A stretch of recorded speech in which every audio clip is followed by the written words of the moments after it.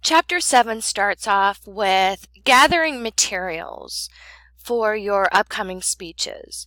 So we're getting a little bit more detailed, a little bit more research oriented for these upcoming speeches, the informative and the persuasive.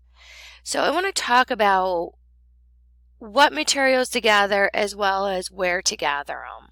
There's a lot of influence we have on the internet.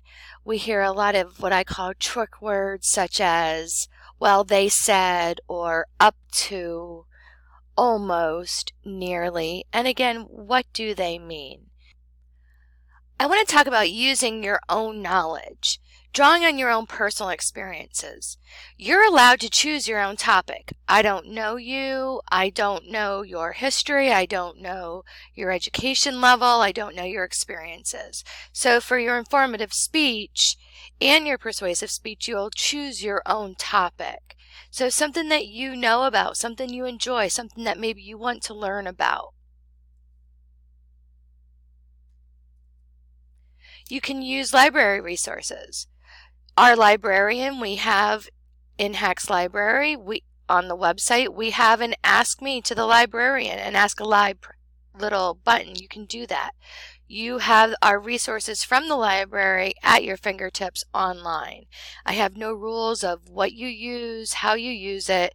I just always need you to keep in mind that the sources that you use represent you. So using credible sources is going to be key. So, and more credible sources, which we'll continue to talk about here. So you can see here books, reference works, newspapers, periodical databases, academic databases, of course. So let's talk about those a little bit more. Reference works.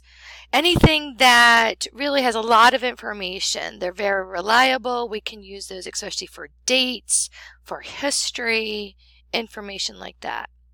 Databases. You can grab these right on Hacks website. And there's two terms I want to talk about, primary versus secondary sources. Primary are your original source, where that research, maybe that academic database, that's primary. They conducted the research. When I did my thesis, I conducted my own research. It was published. That is a primary source. Now it becomes a secondary source when you pull from a primary. So that's typically what we do as researchers at this stage of the game in education. We'll pull from very quality secondary sources such as newspapers and periodicals, magazines, again, journals. There's a lot of information. It's current, it's reliable. You can get stats, facts, even some opinion if it is needed for your topic. And it does give you that reliability and current. Up to 5 years old is what we want to really try to get our information from. So if it doesn't change, such as history, parts of history, you can use an older source. But medicine, technology, that changes way too fast for you to use an old source. So let's move on to academic databases. Obviously, they're from scholarly journals. You can get research from them. The bad thing about that is it may be old information. It took me over 3 years to do my research based on television programming that was 5 years old. So we know, again, how quickly media and technology changes. So most recent information, academic databases are going to be very good to use. Again, a primary source. Other online sources you could use, I know traditionally we could not use blogs, but at this point we can. It shows opinions. Most educators, most influencers, I should say, have a blog. You could use newsletters. I'm always getting newsletters from the gas company, from the environmental companies. I don't live very far from 3 Mile Island, a nuclear energy plant. Therefore, I get a newsletter from them in the mail as well as online. You can use that. Government resources, website, and nonprofit. Be careful with nonprofit and company websites. There may be a bias there, so an influence. And that's what I want to lead us to, is evaluating those documents. There are attachments to this chapter that will also guide you through this, but we really need to look at the bias. And that becomes possible when we look at all of these things. So authorship, who wrote it? Was there an influence there? Do they have some type of personal investment into what they're saying? Sponsorship. Understand that money talks. You know, there could be an influence in there. I discussed recency before. So we want to look at research that is up to 5 years old, especially with science or medicine and technology. I like to use the example, if you think about it, your own personal experience or friends, how many of you have a cell phone that is over 5 years old? How about a laptop or a desktop computer? Probably a few more of you. Yet, we know it changes so often.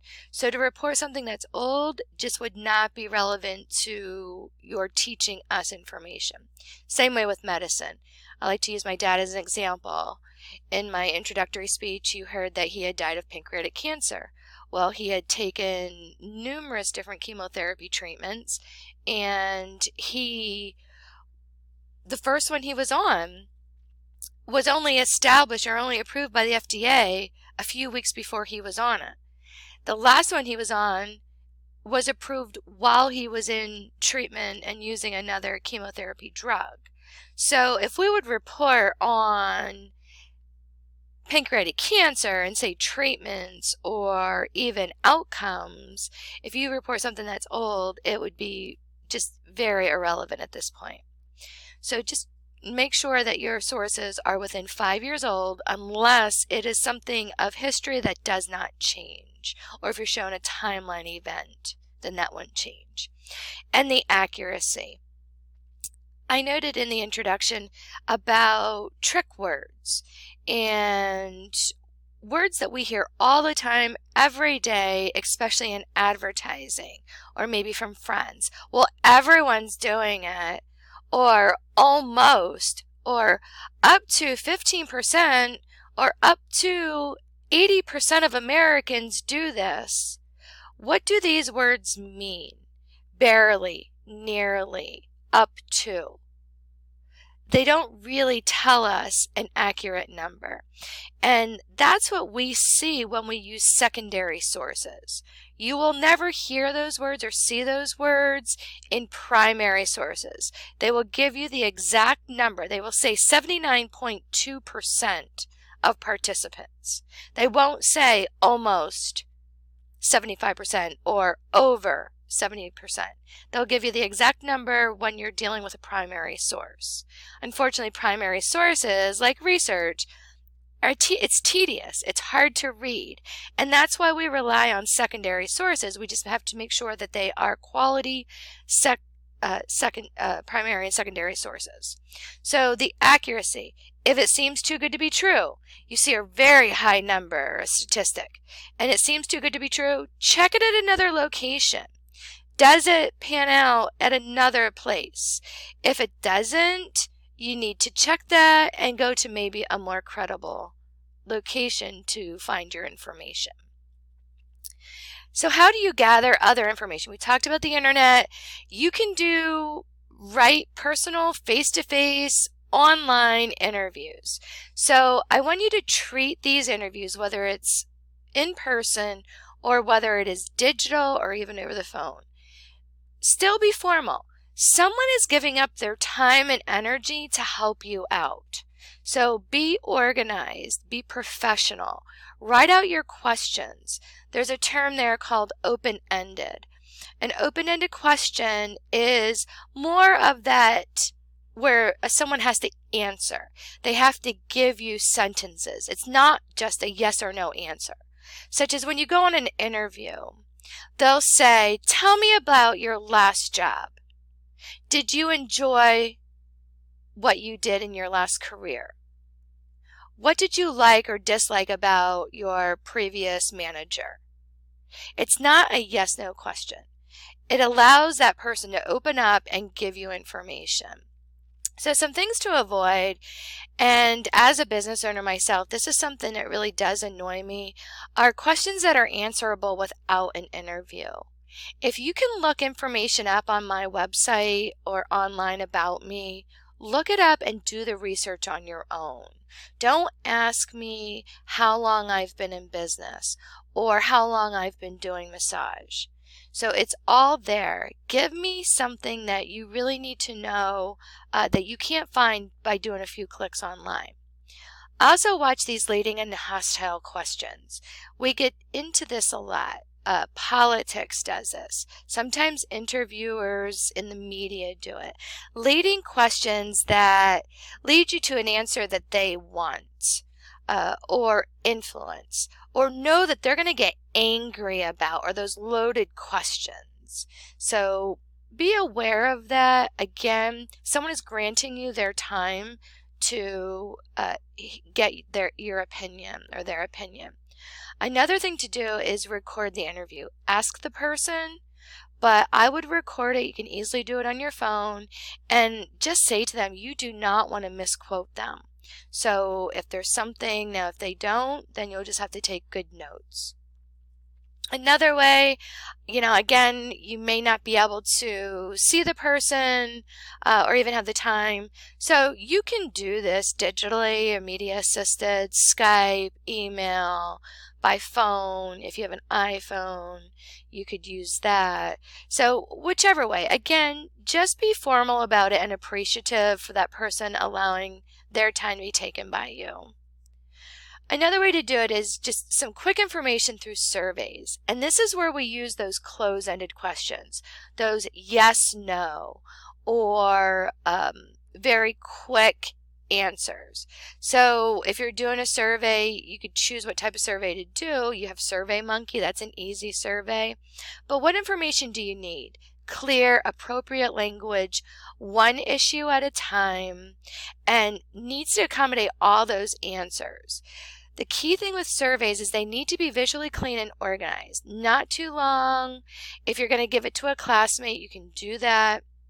Find out maybe where someone sits on animal issues or adoption. So it's just to get information, quick information about your audience. So here's an information, a Likert scale, going from the strongly disagree to the agree, something that may work for you. So watch how you report. Make sure that the survey has a large enough sample, and as you're reporting, such as our class here at HACC, COM 101 online would not be representative of all HACC classes. Not only representative, not all HACC classes, but not even all speech classes or effective speaking classes. One class, when we have 34, 36 classes, cannot be that an all-for-one type of situation. I want to talk about being an ethical researcher and avoiding plagiarism. I discussed plagiarism a little bit before, and again, what I want to talk about really is if it's not in your head right now, it is not your information. If you need to open a book, click on the computer, then you must cite it, whether it's a picture, whether it is a quote, it must be cited. If it's not in your head, it is not your information. So again, check your information. Look at the sources where you're pulling your information from.